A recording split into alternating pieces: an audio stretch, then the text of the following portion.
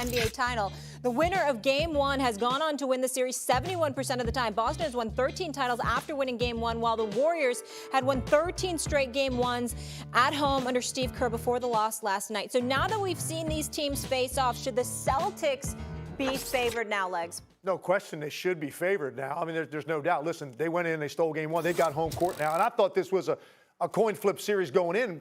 Ultimately, I gave the advantage of Golden State, who was undefeated at home in the postseason, getting it back to their floor for a Game 7.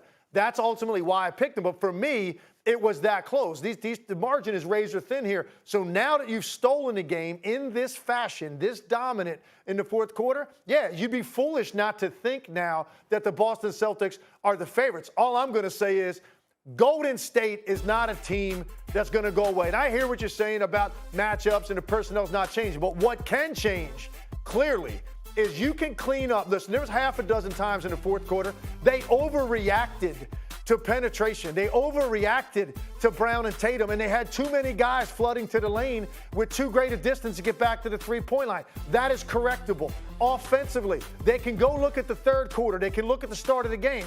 They can say, listen, look at the ball movement, the player movement, the guard screening action, the cuts, the slips, making Boston chase and communicate. How many mistakes did Boston make in the first quarter just in communication because of the way Golden State was moving, the ball screens, the guard screening action? That disappeared in the fourth quarter.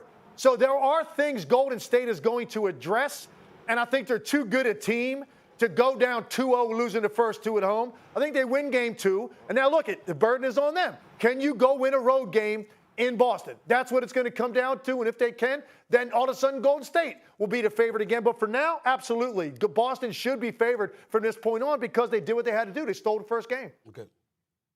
Go ahead, Kim. Well, Legs, this is why I disagree with you at, right? I understand the movement of the offense in the first quarter, but I also understand the nerves and being nervous coming out into the NBA Finals. The Boston Celtics had a lot of brain farts that we usually don't see, like Steph Curry, guys sagging back in the pick and roll, not being up, knowing that they probably went over that and shoot around, things to that nature. And what happened? They adjusted in the second quarter, and Steph Curry had 0 points. See, it's not how you start, it's how you finish. And what we're forgetting is that going into halftime, the Boston Celtics were up 2 points after being down double figures in the first half. Then all of a sudden, Golden State came and made a run in the third quarter, and the Boston Celtics walked it back down again in the time that it mattered the most in the fourth quarter. The Boston Celtics just have this tendency, and they have this identity that they could go on runs by getting stops. They're getting stops. And so when I look at the ball movement, right, when I look at guys knocking down shots, I mean, they were wide open shots. They were passing up good shots to get great shots. And with that being said, I think the Celtics have another level to take. Jason Tatum didn't shoot the ball extremely well. I could count 3 times at least. He was at the top of the key with his feet set for wide open threes, and he just didn't hit them. It was one point where he airballed the three-point shot in the first quarter. He wasn't the best version of himself. What I'm saying is, just like we think the Golden State Warriors could give more, the Celtics can too. And one more point, Stephen A., and I'm done. Draymond Green is going to have to score the ball against the Boston Celtics. He was 2 for 12 last night. They're going to make the adjustment and dare him to beat them. He's going to have one of those remember the time moments where he scored 20 points in the game in order for them to win this series. I guarantee you. Well, let me talk to you, Escape from Alcatraz. Let me talk to you for a second here on a couple of matters. Number one, I don't disagree. I don't disagree with anything that you said, and Tim Legler was making some points. So let's just answer the question directly. You damn right Boston should be the favorite right now after that performance last night and the kind of hole that they put Golden State in. Let me get direct in what I'm about to say. The Boston Celtics cannot win Game 2. And we expect the Golden State Warriors to win this series. They can't win Game 2. If the Golden State Warriors go down 0-2, they're not beating the Boston Celtics for the next 5 games. I think it's safe for us all to assume that. That's just too much to ask against a team as elite as they are defensively. I just don't expect that kind of breakdown from the Boston Celtics. Number 3, I will say this to you, KP. When we highlight what all the things that you just articulated about how Boston could step up their game, here's where I respectfully disagree. I don't believe all of those dudes would get the opportunity to do what they did if Jason Tatum was on. I think there's an exchange that took place. Because Jason Tatum wasn't on, he became a distributor, which is why he had the 13 assists. Those dudes were making shots. Remember, he took 17 shots. Jason Tatum's good for 25 shots when he's rolling, as he should be, because he's the superstar for that team. So it's not that I'm not saying that those guys wouldn't be effective. I'm simply saying if Jason Tatum is making shots, he's passing the ball less. There's less opportunities for them to do what they did. It's just that it would be him doing it instead of them. If it's not him, it's them. If it's not them, it's him. But Jaylen Brown has shown up as well, and they got 2 stars that you got to contend with. It's just that simple. In the end, your last point about Draymond Green, we got to bring this up about Draymond Green. All-world defensive player, orchestrator, your point forward, distributor of the basketball savant. Could you imagine how lethal the Golden State Warriors would be if Draymond Green was a reliable perimeter shooter? Think about that, because you couldn't leave him open.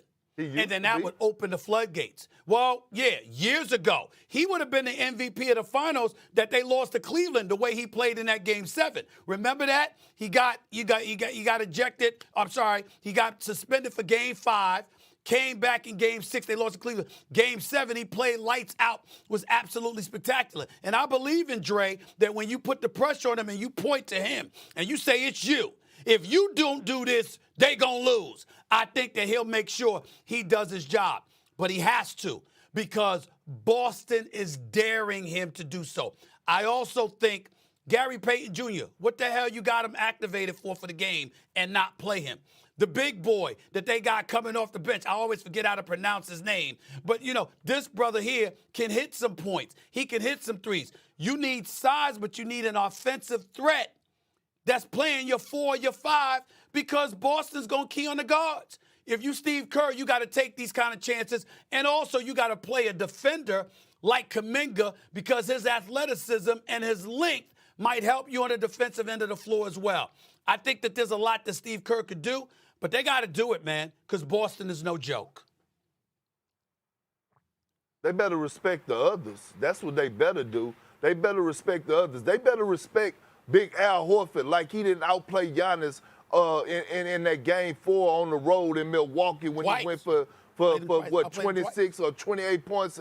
Yeah, in the 4th quarter. See, here's the thing. The thing that I recognize about Jason Tatum, I believe it was Game 4 of the Eastern Conference Finals. I believe he had about 25 points, 11 rebounds, and 9 assists.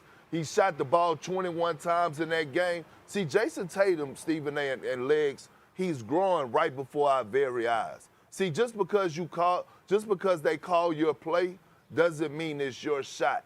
And he's starting to get that. He's starting to make guys around him better. The great Kevin Garnett used to tell me, hey, man, when you see a franchise guy, watch him and see if he's able to get his 20 or 30 and get people around him 10 to 15 points.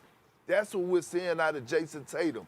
This is why we see this team being so lethal. Let's not act like we didn't see Grant Williams in a crucial Game 7 light it up against the Milwaukee Bucks at the crib. Listen, I'm telling y'all, man, this Boston Celtics team is real. Coach Ime Udoka hold these guys accountable. He has put together a hell of a game plan. He has his rotations down. He rolled with his bench in that 4th quarter last night. Peyton Pritchard played 8 minutes in the 4th quarter. You talk about trust. Game 1 of the finals, he played 8 minutes in the 4th. Hey, look, I'm telling you, we don't talk about Ime Udoka enough and the phenomenal job he's been doing in this postseason for his adjustments one of the best and rotations. He's Coach of the Year candidate to me. We've talked about him enough. To that point, what Perk just said, were you surprised by who stepped up for Boston? No, I wasn't surprised by who it was. I was just surprised by the extent. I mean, look, Derek White has been great for them throughout the postseason. Al Horford's been fantastic. He's turned back the clock. This might be the best I've seen Al Horford play offensively in his career. so I'm not surprised that they had moments, but to get hit with that kind of a barrage by the role players, spotting up, knocking down those kinds of shots on this stage in this moment, to that extent, yes, it was shocking. I was sitting in the fourth quarter. I mean, my mouth was open, like, what am I watching right now? That simultaneously, not only is Boston unstoppable on offense, but on the other end, Golden State is being completely taken out of everything they like to do. So, yes, I was absolutely surprised, especially the way Golden State played in the third quarter. They established control, which they typically do in the third quarter. Going into the fourth, man, they looked like they were in total control. And here's the thing.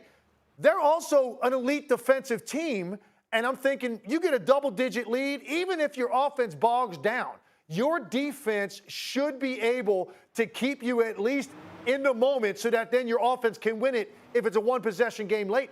Their defense was being gutted at the exact same time that they couldn't get anything going on the other end of the floor. There's no other word to describe it. It was dominance on the part of the Boston Celtics, and you've got to give all of those dudes credit because they were ready when the ball came to let it fly and knock it down, and they fed off each other. You could just see the confidence building, and I got news for you.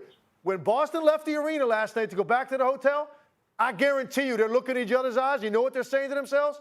Those dudes can't beat us. That's what Boston was telling themselves when they left there last night, doing what they did in the fourth quarter. I can tell you exactly what they were saying because I was right near them when they were walking off the court. 1 down, 3 to go. 1 down, 3 to go. And 3 more. 3 more. That's what they were saying. Hey, Perk, you got a tour to give, don't you? Aren't you the tour guy? No, Perk, I got one question for you.